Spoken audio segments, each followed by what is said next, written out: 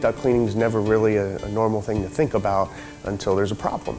For a homeowner, you may find that you're dusting more often than regular. Another telltale sign is return air grills. They get covered in a nice little film. It's a very visual indication that you've got a buildup. The condition of the filters, that they should be changing regularly. The odors that they may or may not experience walking into the front door of their house, or what guests say about their home. Those are some things that you should really consider having someone look at your duct system. When consumers are looking for quality duct cleaning, you can go to nad-ca.com or breathingclean.com. Learn about the procedures, what you should be looking for in a contractor, what you should be looking for in the job specifically. Believe it or not, you're better off not cleaning your ductwork at all than having someone come in, agitate debris, and not getting it out entirely, because you are ultimately breathing in their mistakes. So you definitely want to have a nad-ca certified person on every single job.